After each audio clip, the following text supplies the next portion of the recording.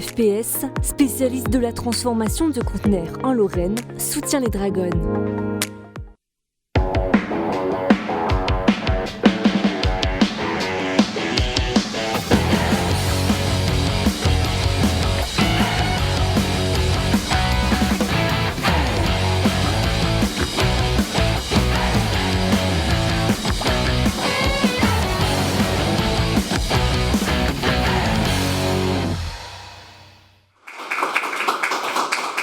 Metz Handball continue de rouler sur la Ligue Butagaz Énergie. Victoire à Nice, puis à Nantes, avant un dernier match ce samedi contre Chambray à partir de 20h. Un match à suivre, évidemment, sur Moselle TV à partir de 19h45. Notre invité du jour, c'est évidemment, j'ai presque envie de dire, l'une des chouchoutes du public messin. C'est l'arrière droite danoise de Metz Handball, Louise Winterburgard. Salut Louise. Salut. Comment tu vas, puisqu'on sait que tu es blessée depuis quelques semaines? On veut, pour commencer, prendre de tes nouvelles. Oui, je vais bien et je progresse toujours avec le préparateur physique Nicolas. Et oui, c'est bien. J'espère que je suis avec l'équipe bientôt. Donc tu as repris un petit peu l'entraînement spécifique avec Nicolas Jarza. Physiquement, ça va, pas trop difficile, parce qu'on connaît Nico, des fois il pousse un petit peu loin. Oui, j'étais en souffrant ce matin, mais oui, j'adore aussi de m'entraîner dur. Et oui, on a fait des spé, handball, sauter, courir, et oui. En face de toi, la crème de la crème des observateurs de Metz Handball, Monsieur Rémi Alizine et Monsieur Mathieu Anquinet. Salut les gars. Bonsoir à tous. La forme ? Oui, toujours. On a la chance d'avoir du public, on se sent un petit peu plus observé que d'habitude. Un peu de pression quand même là. Mais non, aucune pression. En tout cas, on commence immédiatement cette émission. On va revenir sur l'actualité de cette dernière semaine. C'est la première mi-temps.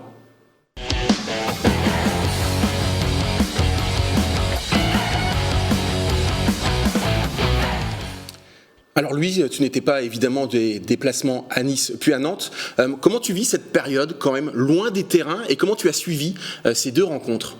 J'ai suivi en live score parce que c'était pas... il n'était pas en émission. Il n'y a pas Moselle TV. J'ai attendu que Moselle TV part avec pour Nice et Nantes, mais... Non, malheureusement. Mais on l'espère, hein, ouais. Un jour ou l'autre. Oui, mais c'est dommage parce que moi, je ne suis pas une fille de statique et j'aime bien de regarder des autres façons, l'atmosphère dans l'équipe, les dynamiques et tout. Et pour moi, c'est pas important que de regarder qui marque des buts. Et oui, c'est difficile d'être loin de terrain. Aussi, je suis une team player et j'adore d'être ensemble. Alors Mathieu, on voit les images de Christina Jorgensen. Alors au niveau statistique, c'est vrai qu'elle a été exceptionnelle, que ce soit sur ce match contre Nice et à Nantes. On retrouve vraiment la Christina Jorgensen du début de saison. Elle termine vraiment en trombe. Oui, on a vraiment l'impression qu'elle avait commencé la saison avec de très grosses statistiques, elle marquait beaucoup de buts, etc. Ça s'était calmé ensuite parce que forcément elle s'était intégrée au collectif avec forcément le jeu de Metz Handball qui est très porté sur le collectif justement, avec beaucoup de passes, des passes décisives, beaucoup de changements aussi. Là elle revient un petit peu sur ces statistiques-là, elle tire aussi pas mal de jets de 7 mètres, donc forcément ça indique quelque chose. Après pour le match à Nice, c'est pas forcément ces statistiques qu'il faut retenir. C'était un match un petit peu particulier avec un rythme spécial, beaucoup d'arbitrage, beaucoup de coups de sifflet, des choses qui étaient beaucoup sifflées en première mi-temps, qui étaient plus sifflées en deuxième, etc. Ça a donné des situations un petit peu compliquées. Clément Alcacer a même pris un carton jaune parce qu'il n'était pas très satisfait de ce qui se passait. Donc c'était un match un petit peu étrange, dans une ambiance étrange aussi.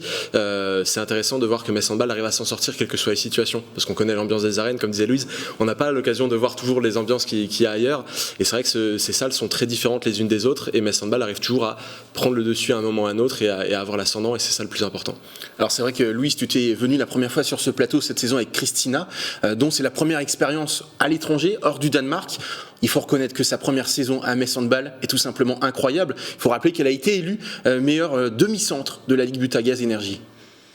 Christina est incroyable, et comme j'ai dit la dernière fois, elle est solaire et elle donne beaucoup d'énergie sur l'équipe, sur l'ambiance, sur tout le monde, et oui, elle est une joueuse incroyable, et Est-ce que tu pensais que sur cette première saison à l'étranger, comme je dis, elle serait à ce niveau-là, d'entrée?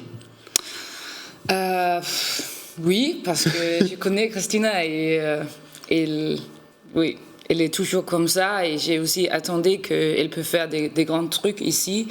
Et je pense que c'est aussi super qu'on a une des autres et je peux la aider. Mais elle est juste super.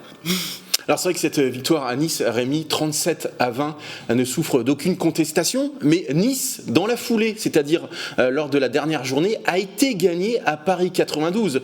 Ça donne vraiment une indication qu'il ne faut surtout pas banaliser, encore une fois, cette victoire messine. Non, on a de cesse de dire sur ce plateau que le championnat est plus dense qu'il n'a pu l'être ces dernières années, mais moi je trouve qu'elle est illisible, cette équipe de Nice. Je trouve que c'est encore une des seules équipes qui fait un complexe d'infériorité sur Metz Handball. C'est de plus en plus rare. Maintenant, on a des équipes qui arrivent contre Metz avec le couteau entre les dents, avec l'ambition de faire tomber les Dragons. Mais j'ai l'impression que Nice, le match aller, ça m'avait surpris aussi, n'arrive pas. Pourtant, Nice est une équipe qui est capable d'aller gagner à Nantes et d'aller battre Paris. Donc, c'est que cette équipe sait faire face à des équipes très qualitatives. Mais bon, contre Metz, ça fonctionne pas vraiment. Ou alors, Metz est beaucoup trop fort et Metz met les ingrédients là où il faut, même quand l'enjeu sportif complètement. Il y en a plus pour Metz si ce n'est de finir invaincu, ce qui est quand même important.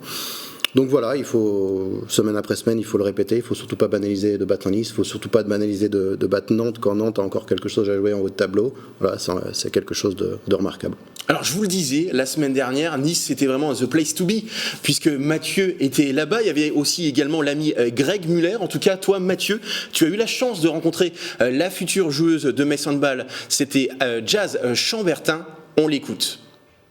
Ça m'a ouvert les portes de l'équipe de France, c'est sûr, c'est une super belle chose auquel je m'y attendais pas vraiment, donc c'est vrai que j'étais super contente et voilà, maintenant c'est le début. Bien sûr que c'est l'aboutissement de beaucoup de choses, une joueuse de haut niveau forcément veut un peu toucher à ça, mais c'est vrai que je me suis jamais trop mis de pression par rapport à ça, je me suis dit je vais jouer, si ça arrive tant mieux et voilà, et je performe, j'essaye de performer au mieux pour y arriver. Ça va être une année de changement aussi, l'année prochaine tu seras à Metz Handball. Comment ça s'est fait justement ce rapprochement entre Metz Handball et toi pour la saison prochaine? C'est vrai que c'était en décembre, fin décembre, début janvier, donc un petit contact pour savoir un peu où j'en étais, si j'étais en fin de contrat, si j'aurais pu être intéressée, donc forcément oui. et voilà, après ça s'est fait assez vite, mais super contente de pouvoir jouer à Metz l'année prochaine et très très hâte. Forcément oui, c'est parce que c'est un club qui se refuse pas pour toi? Pour moi non, c'est un club qui se refuse pas, c'est tellement elles sont au-dessus dans tous les domaines, c'est vraiment le très très haut niveau et pour une joueuse de haut niveau justement on ne peut pas refuser ce genre d'opportunité, donc voilà. Mathieu, tu as donc rencontré Jazz Chambertin, tu l'as vu aussi sous le maillot niçois, qu'est-ce que tu peux nous en dire? C'est une joueuse qui, pour moi, va s'intégrer assez facilement à Metz Handball. C'est une joueuse qui est assez justement lumineuse. Elle est facile, elle est agréable, elle arrive tout de suite avec le sourire. Elle communique bien.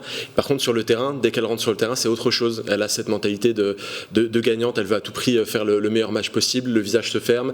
Elle cherche à faire les bonnes actions. D'ailleurs, elle a su perturber un petit peu le jeu de Metz Handball, notamment en deuxième mi-temps, malgré les statistiques qui sont largement à la faveur de Metz sur les relances rapides que Metz Handball aime beaucoup faire en repartant de la gardienne pour partir sur les ailes notamment. Il y a eu plusieurs interceptions en deuxième mi-temps, elle n'y était pas pour rien, Jazz Chambertin, donc ça prouve aussi une certaine intelligence de jeu, une certaine capacité d'adaptation, même quand son équipe ne performe pas au meilleur niveau. Donc pour moi ça va être une joueuse très intéressante à voir évoluer. Elle éclot un petit peu sur le tard aussi, elle a déjà 26 ans et elle est en train de réaliser ses meilleures saisons. Donc on va voir comment Metz Handball et notamment Emmanuel Mayonade arrive à tirer l'essentiel de ce qu'elle sait faire. En tout cas, celui qui en parle le mieux de Jazz Chambertin, c'est finalement Clément Alcacer. Tu l'as également rencontré, on l'écoute. Jazz, c'est une vraie bosseuse. C'est pas pour rien qu'elle a explosé. Elle est vraiment travailleuse. Elle avait peut-être besoin de prendre des responsabilités, qu'on lui donne des responsabilités, et elle les a prises cette année. Donc, je suis pas du tout surpris, ni qu'elle signe à Metz, ni qu'elle soit en équipe de France, parce qu'il y a un vrai potentiel. Moi, Jazz, je la connais depuis que je jouais contre à l'époque où j'étais à Aix, quand elle était au centre de formation ici. Donc, je ne suis pas surpris, c'est un vrai athlète, C'est une fille qui est très polyvalente, qui peut défendre en 2, en 3, qui peut attaquer demi-centre arrière gauche, qui est capable de jouer, d'avoir un vrai gros 1 contre 1, mais aussi de marquer des buts de loin. Non, franchement, c'est une vraie bonne joueuse et je suis content pour elle. Elle le mérite. Bien sûr que nous, on est fiers en plus parce qu'on a, à notre niveau, participé à son éclosion. C'est elle qui a écrit l'histoire, bien sûr, mais voilà, on était là, donc c'est cool de l'avoir vécu. Donc très fier et très content. On va évoquer maintenant la victoire messine à Nantes, 29-25. Metz Handball est allé gagner chez le 3e du championnat. Metz Handball, comme tu l'as dit, Rémi, n'a plus grand-chose finalement à jouer, mais gagner de cette manière quand même chez le 3e, là aussi c'est une très belle performance, Louise. Oui, c'est sûr. Je n'ai pas beaucoup à dire. On est forte comme toujours et je pense que c'est une vraie qualité de jouer ces matchs comme ça. On a déjà gagné la championnat depuis 5 matchs avant et on enchaîne et ça me fait fier de mon équipe qu'on peut faire comme ça. Alors je ne vais pas porter le mauvais œil, mais c'est vrai que pour la 2e saison, Louise, Metz Handball peut terminer le championnat invaincu, puisque l'an dernier, Metz Handball avait perdu certes le match aller de la finale à Brest, mais sur la saison régulière, peut-être la 2e année de suite, c'est juste extraordinaire. Oui, mais on doit le faire un samedi. On ne doit pas attendre oui, c'est pour ça une victoire comme un autre match. Oui, c'est ça. Mais en tout cas, oui, c'est vraiment une belle performance d'ores et déjà. Metz Handball, Rémi était mené comme à la mi-temps, 13-10. Victoire à réaction, entre guillemets, des Dragons, qui s'impose donc, comme je le disais, 29-25. Ouais, c'est là qu'on voit qu'il n'y a rien à banaliser, parce que quand tu es dans un temps faible face à une équipe qui est... T'as Hagman, t'as Granvaux, tu te retrouves à -6. Voilà. Et tu dois vraiment cravacher pour revenir et pour gagner ces matchs. Battre Nantes aujourd'hui à Nantes, c'est pas une performance anodine, d'autant que Nantes a encore énormément à jouer. Donc voilà, je suis pas surpris du sérieux qu'affichent les joueuses, je suis pas surpris de la préparation qui doit être aussi drastique qu'elle ne l'a été il y a 6 derniers mois, et la performance de finir invaincu s'il y a ce match, parce que ça y est maintenant, depuis le traumatisme de Budapest, on va plus jamais poser les pieds après le match d'après. On va toujours peut-être apprendre ça et tirer cette leçon que le match il est jamais joué, d'autant que Chambray a aussi un enjeu sportif. Voilà, c'est pas juste une fête du handball pour remettre le trophée de Metz Handball, c'est un vrai match de compétition. Donc en ce sens, il faudra le jouer. Et si cette saison, elle finit encore une fois, je pense que ce sera le plus beau championnat peut-être de l'histoire du club. Pourquoi ? Déjà parce que les adversaires sont plus forts que jamais. Voilà. Il n'y a pas un seul adversaire. Il y a 4 ou 5 adversaires qui, sérieusement, sur un match, peuvent battre Metz Handball. Voilà. Je mets Nantes, je mets Paris, je mets Brest. Je mets Nice aussi, qui m'a déçu lors de ses confrontations avec Metz Handball, mais sur le papier, Nice est une excellente équipe qui est capable, sur un match, je pense, de battre Metz Handball.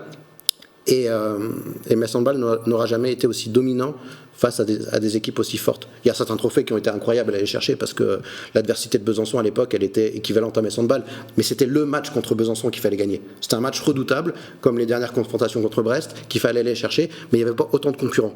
Là, c'est remarquable parce que, en plus d'avoir fait un parcours, alors qui n'est pas assez incroyable parce qu'on aurait voulu qu'il aille plus loin en Coupe d'Europe, donc en plus d'avoir fait ce parcours-là, avec cette cadence de match-là, être invaincu cette saison, je trouve que c'est exceptionnel. Louise, est-ce que tu es d'accord avec Rémi sur le niveau justement du championnat de France ? Oui, je suis là depuis 4 ans et je ne connais pas du tout des autres 23 trophées de Metz Handball, mais j'ai gagné 2 maintenant. Et je pense que c'est, le niveau est extraordinaire au championnat. Et oui, j'ai joué au Danemark avant. Et je pense que on ne sait jamais si le 8e en France peut gagner contre le 8e au Danemark. Mais je pense que le niveau est très très haut. Petite question, justement, l'an dernier, tu as été championne de France après une finale, aller-retour. Cette année, il n'y a pas de finale, c'est une phase régulière. Tu préfères quoi ? Moi, je préfère comme ça. C'était drôle d'essayer parce que, oui, alors c'était cool aussi avec les finales, mais pour moi, on a la discussion au Danemark parce que je pense qu'au Danemark, Esbjerg a 16 matchs de plus que nous. Parce qu'il y a play-off, il y a des autres coupes de Danemark. Et je pense que pour nous qui jouons aussi en Ligue des Champions et l'équipe nationale, c'est mieux de jouer moins de matchs pour être prêt. Mathieu, match de demain contre Chambray, c'est vrai que Rémi en a parlé. L'intérêt sportif, il est essentiellement plus pour Chambray qui joue une place européenne. Chambray qui est actuellement 4e à la lutte avec Besançon, mais également Dijon et Paris. Donc c'est vrai que pour cette équipe de Chambray, la victoire est presque obligatoire. Tu viens une nouvelle fois de légitimer encore le niveau de ce championnat et parfois je dis des choses sur internet qui vont dans ce sens contraire en disant de toute façon il y a Metz Handball et puis en dessous il n'y a pas de championnat, personne n'est capable de...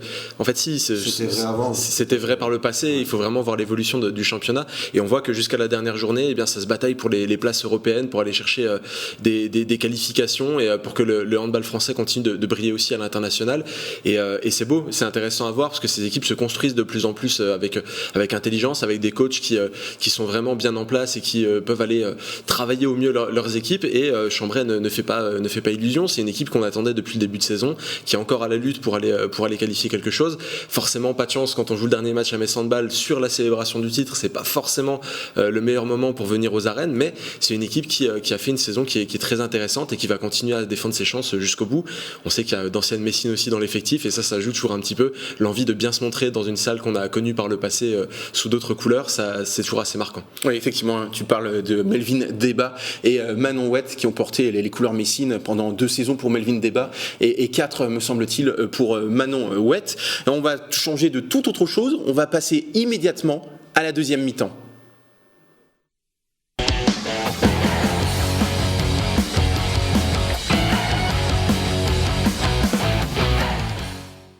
On va évoquer, si vous le voulez bien, les trophées de la Ligue Butagaz Énergie. On a déjà parlé sur ce plateau. MS Handball, sans surprise, a tout raflé ou presque. 7 trophées pour MS Handball sur 11 possibles. On va commencer tout d'abord par toi, Louise, puisque tu as été élue meilleure arrière droite du championnat.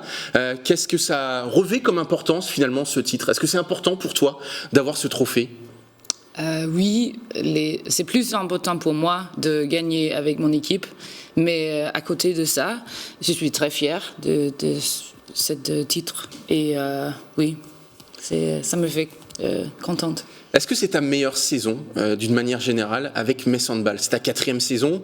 Est-ce que pour toi, tu estimes que tu continues de progresser et que cette saison, vraiment, tu as atteint presque ton meilleur niveau ?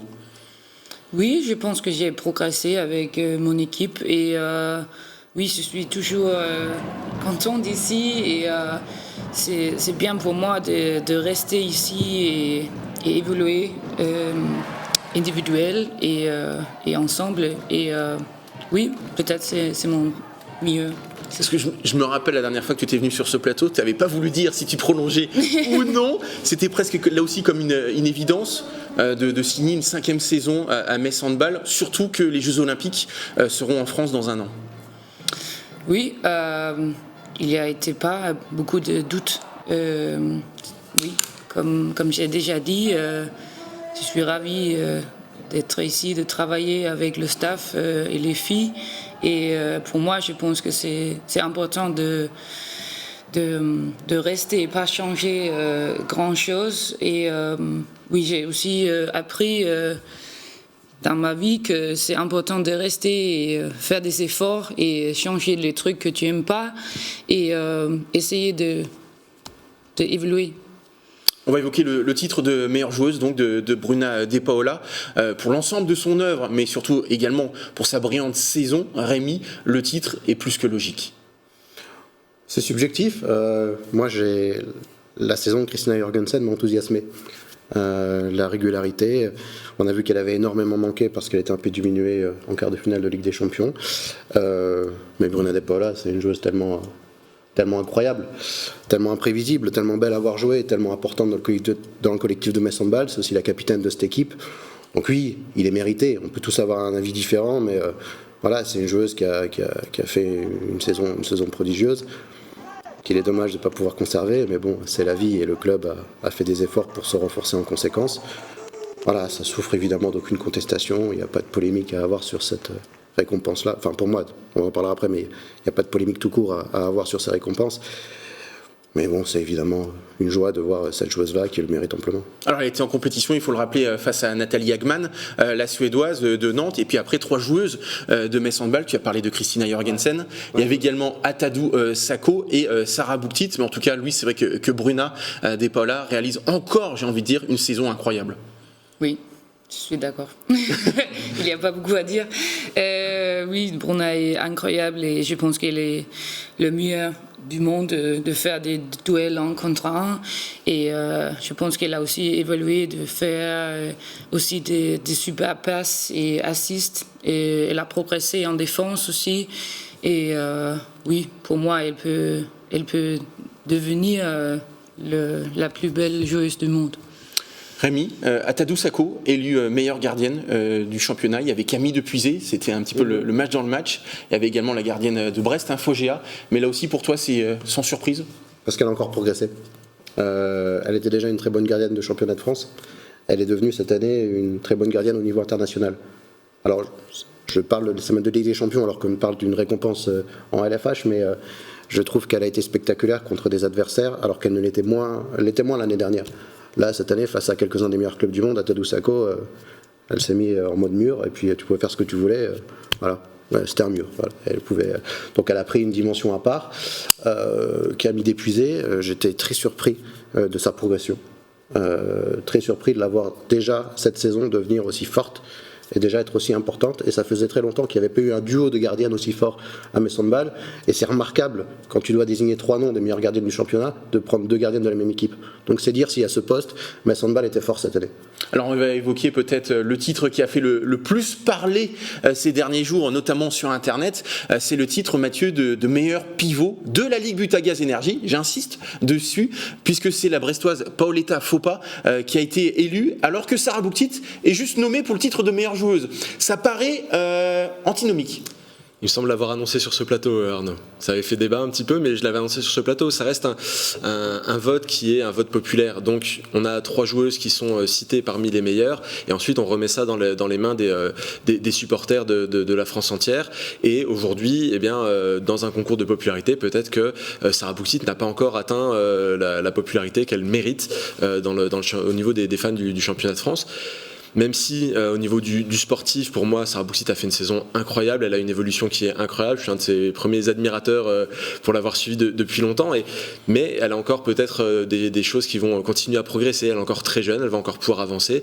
Dans un concours de popularité, je ne suis pas surpris qu'il y ait une joueuse de Brest qui sorte avec un trophée à un moment donné. Ça aurait été gênant que tous les trophées reviennent à des joueuses de Metz Handball. Finalement, on s'était plaint de l'ancien format pour élire la meilleure joueuse, on voulait revenir à un format poste par poste. Si c'est Metz Handball qui remporte tout chaque année, bon, ça va pas être super encourageant pour tout le monde. Je suis pas surpris dans un concours de cette nature-là. Après, je suis sûr que Sarah Bouktit va avoir l'occasion de remporter beaucoup d'autres trophées. Sa carrière promet d'être assez fructueuse, je n'en doute pas une seule seconde. Alors je suis sûr que Rémi n'est pas forcément d'accord avec ça. On va t'entendre dans 2 secondes. Je vais juste demander à Louise, la saison aussi de Sarah, il faut le rappeler, elle a 21 ans. Je sais que tu t'entendais très bien sportivement avec Astrid Ngouan.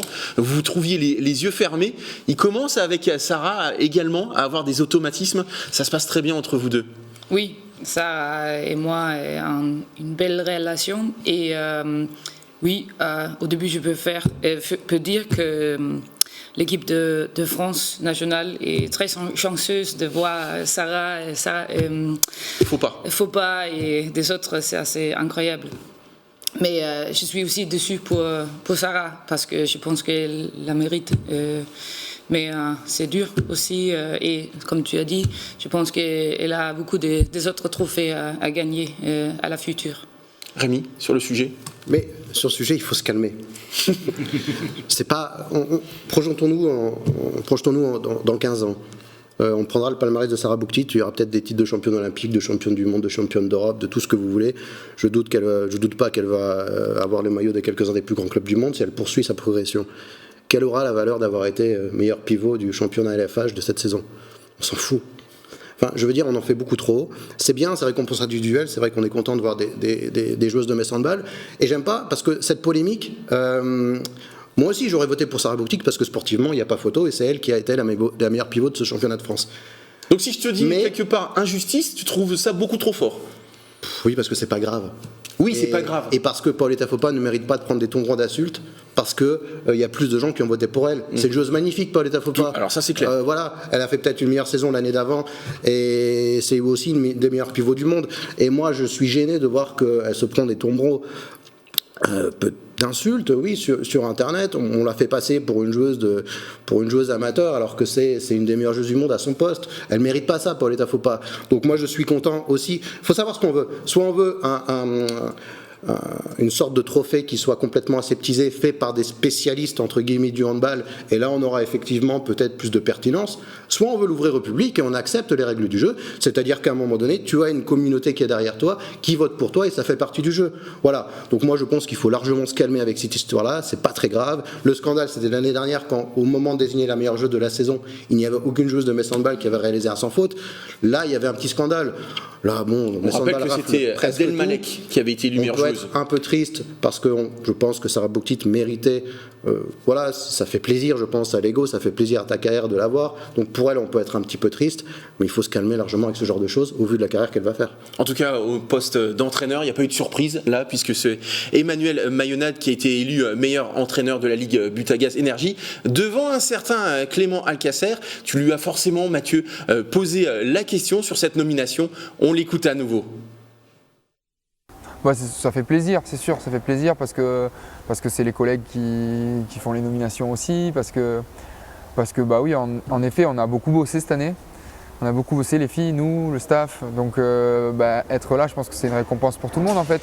Ça montre que les filles ont bien travaillé et que peut-être que les gens nous attendaient peut-être pas à ce niveau-là, surtout sans Eshan toute la saison.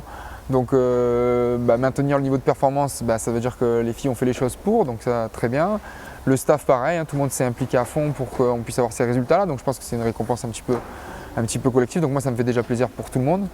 Bien sûr que moi je suis content pour moi, après c'est pas une reconnaissance non plus exceptionnelle, c'est une étape de parcours, ça fait plaisir, ça fait sourire entre guillemets. Manu fait quand même une sacrée bonne saison. Sans transition, on va passer, Louise, à la troisième et dernière partie de cette émission, c'est la conférence de presse.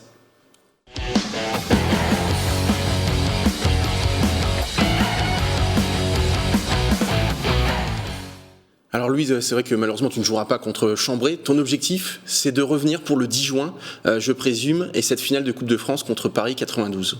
Bien sûr. Tu es, selon toi, dans les temps pour y participer ? Oui, j'ai trop envie de jouer avec les filles, mais oui, je sais, il faut respecter des blessures et oui, on progresse. Est-ce que c'est la plus grosse blessure depuis que tu es à Metz Handball ? J'ai l'impression que tu as rarement été blessé. Je touche du bois pour toi. En tout cas, on a cette impression. Oui, c'est vrai. Je pense qu'avant cette saison, j'ai joué toutes les matchs possibles. Et j'ai commencé la saison avec une blessure sur mon mollet. Mais autour de ça, oui, c'est la plus grande blessure. Alors forcément, il n'y a jamais de bon moment pour se blesser, mais tu as arrêté le quart de finale retour de Ligue des Champions contre Ferencváros. Je présume que ça a été difficile déjà de dire non, je ne pourrais pas jouer, et puis de voir ce qui s'est passé malheureusement. Oui, c'était déjà dur parce que la blessure était après 5 minutes dans le premier match. Et j'ai joué le match avec... oui, la douleur et tout. Et c'était difficile. Mais oui, j'ai attendu le IAM et oui, c'était pas possible de jouer. Mais oui, c'est comme ça. Alors c'est vrai que Maslova t'a très bien remplacé, il faut reconnaître, que ça soit au match aller, au match retour, surtout offensivement. Mais on est tous d'accord sur ce plateau pour dire que t'as manqué sur ce match retour, notamment en défense et au niveau de la grinta, la détermination. Oui, on ne sait jamais comment ça a passé avec moi ou sans. Mais oui, je suis juste déçu. Oui. Oui, ça c'est notre analyse, vraiment à chaud. On s'est tous dit qu'avec Louise, peut-être que le scénario aurait été différent, même si on ne fera pas l'histoire, Mathieu. Non, on ne refera pas l'histoire, effectivement. On peut essayer d'en faire, ça pourrait être pas mal. Et justement, tu parles de joueuses absentes lors de ce match face au FTC. Il y a des joueuses qui vont partir. On s'oriente demain vers une fin de saison avec, je crois, 9 joueuses qui vont s'en aller. Comment est-ce que tu le vis, toi, un petit peu ce changement d'époque à Metz Handball, avec beaucoup de joueuses qui s'en vont, d'autres qui vont arriver, bien sûr, mais qu'est-ce que ça te fait ? J'ai pas compris, désolé. Qu'est-ce que ça te fait justement que demain il y ait les au revoir à beaucoup de joueuses ? On sait qu'il y a des cycles, il y a des joueuses qui arrivent, qui partent, mais là c'est 9 joueuses importantes qui vont partir de Metz Handball. C'est toujours comme ça dans le monde de handball, qu'il y a des joueuses qui partent et les autres qui reviennent. Je pense que chaque année j'étais ici, tout le monde a dit c'est dommage, c'est des grandes joueuses qui partent, blablabla. Et après on enchaîne et on gagne des titres et on fait. Et je pense que le staff fait beaucoup. Une vraie bonne recrutement chaque fois. C'est des choses qui avant Atta était ici, aussi Jamila, j'ai pas connu les filles et elles sont venues et waouh. Et je pense que c'est comme ça. Manu est super à trouver des joueuses qui peuvent progresser, mais pas très connues non plus. Il y a une joueuse quand même qui est très connue, qui arrive à Metz Handball. Tu nous l'avais caché lors de ta première venue sur ce plateau. C'est ta coéquipière en équipe du Danemark. C'est juste la capitaine de Gjør, Anne Mette Hansen. Et je suis certain, je prononce bien, je suis certain en tout cas que tu as peut-être joué aussi un rôle comme Christina pour dire Metz Handball, c'est génial. Oui, on a fait tous pour faire elle fait le choix de Metz Handball. Et je pense que c'est très intéressant de le voir parce que je pense que la Ligue en France, c'est bien pour elle. Mais on verra. La base arrière comme de Metz Handball, toi, Christina, Anne, c'est la base arrière du Danemark. C'est quand même impressionnant. Oui. Et puis vous aurez vos marques pour les Jeux Olympiques, pour les matchs à Lille, ça sera pas très loin, vous serez prête. On n'est pas encore qualifiés pour les Jeux. Je vais un peu vite. On attend. Mais oui, c'est bien. Et on peut parler danois tout l'entraînement, c'est bien. Il va falloir que je m'améliore encore en danois en tout cas. Ouais. Ne chambre pas. Rémi, une question pour Louise. Mais qu'est-ce qui attire maintenant les Danoises à Metz Handball et dans le championnat de France, à l'époque où quand tu étais venu faire très mal à Metz Handball avec Holstebro, quelle était l'image de Metz Handball et quelle est l'image maintenant ? Est-ce que maintenant il n'y a plus d'hésitation pour une joueuse danoise de venir déjà à Metz et dans le championnat de France ? C'est une question difficile. Je sais pas. Oui, bien sûr, avec Metz, on a fait. Maintenant, tout le monde connaît Metz Handball au Danemark, en toute l'Europe. Et je pense que c'est. Quand les joueuses au Danemark me regardent, et ok, Louise Bjørgaard était là pendant 4 saisons, elle adore de travailler dur, et blablabla. Comme ça, je pense que il y a des filles qui, ok, c'est possible de venir. Par exemple, en 2013, quand tu as joué avec Holstebro contre Metz Handball, avant, tu connaissais Metz Handball ou pas du tout ? Oui, bien sûr, mais pas comme maintenant. Ouais. C'est parce que Metz Handball est aujourd'hui quand même parmi les meilleures équipes de la Ligue des Champions, même si il n'y aura pas de Final Four. Une question, Mathieu. Et on parlait justement du fait que tu étais là depuis plusieurs saisons. Est-ce que ton rôle a un petit peu changé dans le vestiaire ? Est-ce que tu donnes plus de conseils ? Est-ce que tu es plus avec les jeunes ? Est-ce que tu te sens maintenant un peu comme une grande sœur ? Que tu vas être capitaine. Oui, bien sûr. C'est encore difficile pour moi avec la langue. Parce que je pense que je ne peux pas être la personne que je suis au Danemark, que je suis ici, parce que je suis plus drôle au Danemark. Je ne peux pas faire des blagues. Et il y a encore la culture qui est difficile pour moi à comprendre parfois. Mais bien sûr, mon rôle a changé et je me sens plus à l'aise. Et oui, j'essaye tout le temps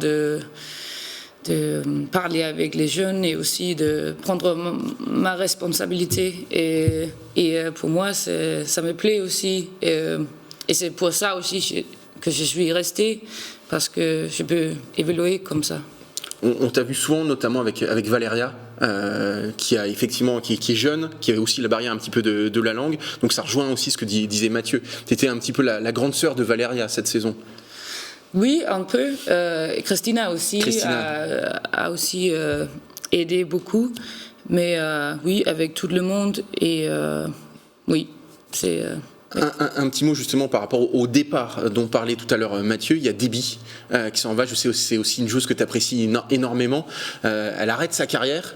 Demain, ça va être compliqué, je présume. Oui. Et j'ai oublié de dire avec les trophées avant que je pense que Déby a aussi mérité d'avoir d'être nommé au moins. Nominé, oui. Oui, ça va être dur, mais je pense que c'est pas le dernier match pour elle. Mais bien sûr, ça va être difficile. Rémi, une question pour Louise. Tu n'es pas qualifié encore les Jeux Olympiques, mais est-ce que le fait que ce soit en France, maintenant que toi tu joues en France depuis longtemps, ce soit quelque chose qui change tout pour toi? Est-ce que parce que c'est à Paris, parce que c'est en France, enfin ce ne sera pas à Paris pour le handball forcément, mais est-ce que c'est parce que c'est en France, c'est encore plus fort? Oui, c'est plus fort, mais en Jeux Olympiques, si c'est en Chine ou en Brésil, je vais y aller. Mais bien sûr, c'est spécial que c'est en France. Et j'étais là à Londres en 2012. Et comme ça, je peux faire une cycle et revenir. Et ça, c'est un gros objectif pour moi. Dernière question pour toi, mon Mathieu. Alors là, c'est pas facile parce qu'il y a du public derrière toi. Je voulais avoir ton avis. J'ai l'impression, moi, que le public de Metz Handball, aux arènes, les ambiances, ça a évolué cette saison. Est-ce que tu as aussi le sentiment que c'est en train de monter tout doucement et que ça vous aide aussi un petit peu à gagner des matchs? Oui, je pense que toujours les spectateurs de Metz Handball ont été waouh, super. Mais bien sûr, l'ambiance aux arènes est magnifique. Et oui, je dis merci à vous tous. C'est aussi pour ça que je reste ici, parce qu'il y a beaucoup de monde autour de nous qui nous aide. Et oui, ça me plaît beaucoup. Et justement, il reste encore un match aux arènes de Metz, c'est demain, et il reste encore des places pour assister à cette rencontre et peut-être, pourquoi pas, parler quelques minutes avec Louise. En tout cas, on vous propose de gagner les dernières places de ce match entre Metz Handball et Chambray. C'est très simple, maintenant vous en avez l'habitude. Il vous suffit d'envoyer le mot sport au 7 17 17. Merci beaucoup, Louise. Il y a une tradition, donc c'est maintenant. Je vais la tenter en danois. D'où RR som hjemme. Non, bah tu es. Là, je me suis raté, c'était sûr. Je peux voir. Non, parce que j'ai fait en phonétique, ça veut dire tu es ici comme à la maison. Ok, oui. Voilà. En français, tu comprends, c'est déjà très bien. Merci à vous deux d'être venus sur ce plateau. On se retrouve la semaine prochaine pour un nouveau Dragon Mag. Merci beaucoup, à la semaine prochaine.